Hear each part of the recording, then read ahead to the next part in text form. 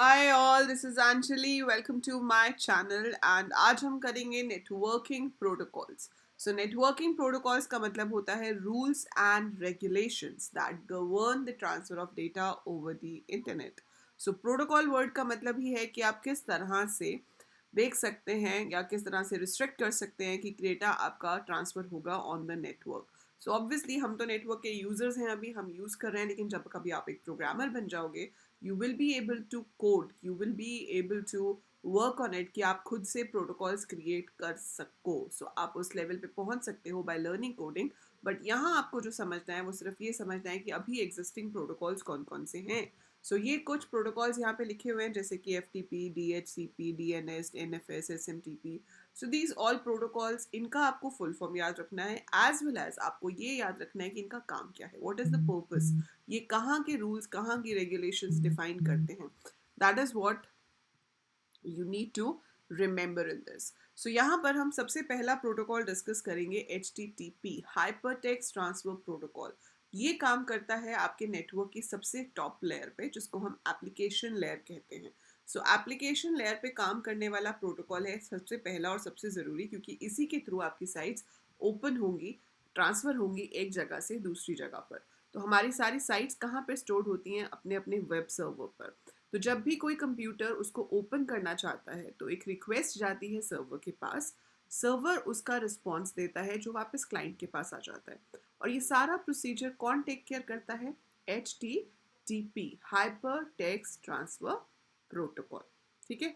अब उसका एक नया वर्जन है हमारे पास which is HTTPS, hyper text transfer protocol. और ये जो S है इसके साथ, इसका मतलब है secure. So this is the secure way of opening websites. तो इसमें आपको थ्रेट कम होता है कि इस साइट से कोई वायरस आ सकता है या इस साइट से आपको आपकी कोई पर्सनल इंफॉर्मेशन लीक हो सकती है. So these are secure sites जिनको आप आराम से अपने सिस्टम पे बिना डर के ओपन कर सकते हो. राइट. सो ये तो हो गया HTTP which governs the transfer of web pages over the internet. Fine. अगला protocol very commonly used is FTP. FTP stands for file transfer protocol. So नाम से ही पता चल रहा है कि फाइल को ट्रांसफर करने के काम आता है. अब आप फाइल कैसे ट्रांसफर करते हो? मैंने अभी ये फाइल बनाई जो मैं रिकॉर्ड कर रही हूँ, है ना. दिस इज बीइंग रिकॉर्डेड और इसके बाद मैं इसको यूट्यूब पे अपलोड करूँगी. तो जब मैं इसको यूट्यूब पे अपलोड करूँगी तब जो प्रोटोकॉल यूज होगा वो कौन सा होगा? That would be FTP, file transfer protocol. उसकी हेल्प से मेरे कंप्यूटर में पड़ी हुई फाइल यूट्यूब के सर्वर पे जा रही है. So that is file transfer protocol. मैंने गूगल ड्राइव पे आपके लिए नोट्स अपलोड किए, ठीक है, and I share the link with you कि भाई यहाँ से बेटा आप नोट्स डाउनलोड कर लो, है ना. अब मैंने गूगल ड्राइव पे अपलोड किया तो भी FTP यूज हुआ. आप वहाँ से डाउनलोड करते हो तो भी FTP यूज होगा. इवन अगर मैं टेलीग्राम पे भेज देती हूँ, आप वहाँ से इसको डाउनलोड करते हो अपने कंप्यूटर में कि आपके पास सेव्ड रहे, तो भी आप FTP यूज कर रहे हो, फाइल ट्रांसफर प्रोटोकॉल. और आप जहाँ तक असली में नोट्स की बात है तो टेलीग्राम का लिंक डिस्क्रिप्शन में गिवन है, आप वहाँ से टेलीग्राम ग्रुप ज्वाइन कर सकते हो and all the notes will be shared to you over there. Okay. So file transfer protocol is use for uploading downloading files, चाहे वो वीडियो हो, चाहे वो फोटो हो, चाहे वो वर्ड की फाइल हो, चाहे वो पाइथन का प्रोग्राम हो. ठीक है. सो कभी भी एक फाइल अपलोड या डाउनलोड होती है इंटरनेट पे तो हम उसको FTP की हेल्प से करते हैं या वो FTP की हेल्प से होती है. फाइन. दूसरा फ्रीक्वेंटली होने वाला काम नेट पे क्या होता है? ईमेल भेजना. सो जब आप ईमेल्स भेजते हो तो वो जाती हैं SMTP से, that is simple mail transfer protocol. तो simple mail transfer protocol is a protocol जिसकी हेल्प से हम ईमेल्स को सेंड करते हैं. ठीक है. सो हम अपना खुद का कोड भी लिख सकते हैं एज अ प्रोग्रामर जिसमें हम SMTP की हेल्प से अपने यूजर्स को ईमेल्स भेज सकते हैं. अब जैसे आपके पास इतनी सारी ऑटोमेटेड ईमेल्स आती हैं, है ना, कि एक ही मेल है जो पता नहीं कितने लोगों को जाती होगी कि ये ऑफर चल रहा है या ट्राई यूट्यूब प्रीमियम, है ना. कोई भी ऐसी ईमेल तो वो कोई एक एक को बैठ के थोड़ी करते हैं, उसमें पूछे पूरा प्रोग्रामिंग का कोड होता है. वो एक एक ईमेल एड्रेस डेटाबेस से उठाता है और उसको ऑटोमेटिकली वो मेल सेंड कर देता है. So it is done with the help of SMTP protocol.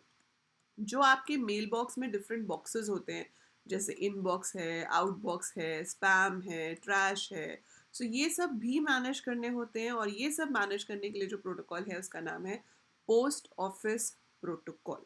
ठीक है. काफ़ी बच्चे ये दो प्रोटोकॉल्स में कंफ्यूज हो जाते हैं। एक है POP, that is post office protocol, और एक है PPP which is point to point. To का इसमें कोई वो नहीं है letter, it's point to point protocol. So जब दो कंप्यूटर्स को ही आपस में कनेक्ट करके उनमें डेटा शेयर किया जा रहा हो तब हम PPP यूज करते हैं, पॉइंट टू पॉइंट प्रोटोकॉल। ठीक है। सो अगला प्रोटोकॉल जो हम इंटरनेट पे रोज ऑलमोस्ट यूज करते हैं वो है VoIP, voice over internet protocol. So जब भी आप SMS तो करते हो तब तो ऑब्वियसली ये यूज़ नहीं होता, उसके लिए अलग चीज़ है। ये आपका होता है जब आप वॉइस कॉल या वीडियो कॉल करते हो। सो जब हम वॉइस कॉल मतलब ऑडियो कॉल या फिर वीडियो कॉल करते हैं यूजिंग व्हाट्सएप, टेलीग्राम और एनीथिंग, तो उसके लिए जो प्रोटोकॉल यूज़ होता है उसका नाम है वॉइस ओवर इंटरनेट प्रोटोकॉल। ठीक है। सो ये सारे प्रोटोकॉल्स की फुल फॉर्म और इनका काम आपको याद रखना है। ठीक है। ऐसे ही इंस्टेंट मैसेजिंग के लिए अलग प्रोटोकॉल है, ये आपका असाइनमेंट है। आप मुझे फाइंड आउट करके बताओगे इंस्टेंट मैसेजिंग मतलब SMS या चैट के लिए कौन सा प्रोटोकॉल यूज़ होता है, और आपको इसको लिखना है नीचे कमेंट्स में। लेट्स सी कि कौन सही आंसर लिखता है इसके लिए। इसके अलावा यूज़ होने वाले प्रोटोकॉल जो है वो एप्लीकेशन लेयर पे नहीं है, जैसे कि we have TCP and UDP। TCP और UDP ट्रांसपोर्ट लेयर पे काम करते हैं। TCP की फुल फॉर्म है transmission control protocol. So transmission control protocol का मतलब है कि डेटा को सेंड करना है from source to the destination, और कनेक्शन ओरिएंटेड होगा, मतलब एक पूरे डेटा के छोटे छोटे पार्ट्स कर दिए जाते हैं जिन्हें हम पैकेट्स कहते हैं। सो TCP में क्या होता है कि वो सारे के सारे पैकेट्स सेम रास्ते से ही जाते हैं। जैसे आप 5 लोग हो और मैं आप 5 लोगों को बोलती हूँ कि आपको स्कूल से लेकर इस पार्क तक जाना है, लेकिन मैं आपको एक रास्ता बताती हूँ, अब वो पांचों को उसी रास्ते को फॉलो करके पार्क तक पहुंचना है। लेकिन UDP क्या है, यूजर डेटाग्राम प्रोटोकॉल, जो कि कनेक्शन लेस है। तो मैंने आप पांचों को बोल दिया कि भाई पार्क में जाना है, लेकिन मैंने आपको रास्ता नहीं बताया। आपको जो छोटा रास्ता पता है, जो रास्ता सही लगता है, आप वहां से होते हुए पार्क तक पहुंच सकते हो। सो TCP is connection oriented, UDP is connection less, बस इतना ही याद रखना है एंड इनकी फुल फॉर्म्स याद रखनी है। ठीक है। TCP/IP जो पूरा प्रोटोकॉल है उसमें IP stands for internet protocol, क्योंकि that is the protocol here, but उसी के बेसिस पे आपका IP एड्रेस बेस्ड होता है, which is a unique address allotted to every computer on the internet. So ये IP एड्रेस मैंने बहुत डिटेल में एक्सप्लेन किया है अलग वीडियो में, तो आप वहाँ से देख सकते हो। बट अभी के लिए TCP, UDP and then IP works on the network layer.